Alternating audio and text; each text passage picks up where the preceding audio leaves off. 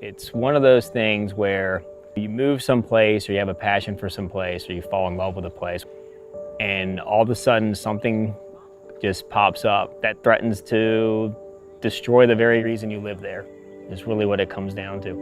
And not just the reason you live there, but the reason that everybody lives there. I think the most scary thing about the issue is that we have so many threats living here on the coast. You know, there's all these things that come down the pike, whether it's hurricanes and storms or a bad nor'easter. If you could prevent any one of those, you would. If Hurricane Katrina was coming up the coast and you could push a button and say, stop, you would do it in a heartbeat.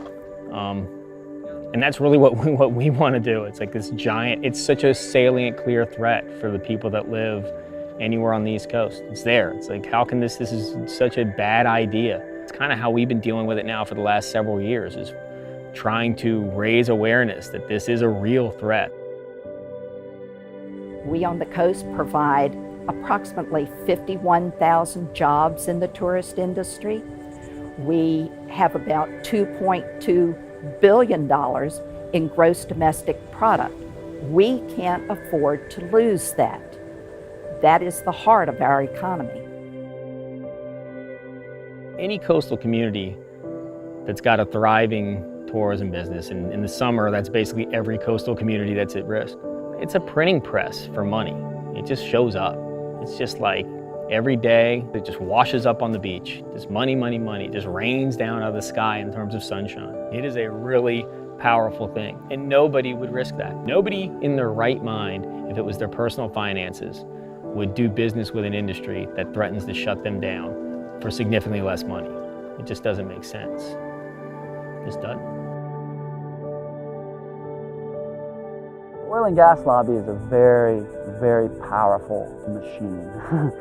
and they've done a good job of putting a lot of misinformation out to the public to try to coat this practice and coat this policy as one that's going to benefit the community. Unfortunately, though, when you go and look at other communities where they have put this practice into place, you see quite the opposite. You see fishermen out of work, and we don't see changes in gas prices.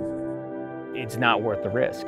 There's more jobs and revenue associated with tourism, leaps and bounds, existing jobs. People that are actively working and have created a life for themselves now have to wake up and wonder, is some other industry going to come in and make my life obsolete?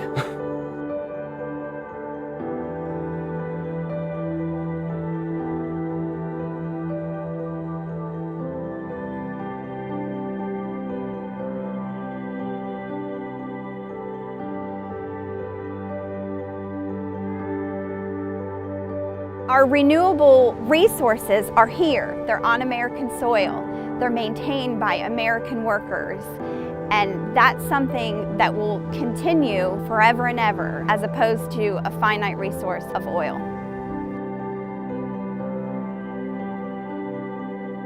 We've got a very short, finite supply of oil and gas off of the East Coast, whereas we have an infinite supply of sun and an infinite supply of wind. So why not tap into those things that we know we have an infinite supply of that can provide us long-term energy solutions for our entire country?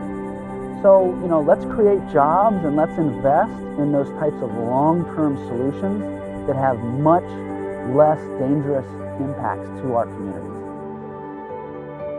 I think people who live inland of here don't see it as their issue. They don't realize that the public revenues associated with tourism are 2.5 times what they are with drilling. That's public money. The politicians who say they want to do this, the industry execs who say they want to do this, don't have to worry about not eating when things go wrong. They will still get a paycheck. They won't wait 5 years like BP. They won't wait 18 years like the Valdez. They will go back to work and not have to worry about it. The people on the coast will have a very long, difficult, painful situation to deal with. We can't afford to disrupt our economy. We can't afford for our charter boat captains to be out of work, for our seafood industry to be closed and those people out of work. We can't afford to no longer have tourism or people coming to the beach and visiting our little town. But most of all, more than anything, we would lose our quality of life. This is where we want to live and work and where we want people to visit. And we do not want that quality of life destroyed. We as people can all work together, then do a little piece, but have a huge impact. That's really what it's about. You know, all of us, all individual grains of sand on the beach, make one big beach. But if we're all working together, we can fight anything and we can win anything.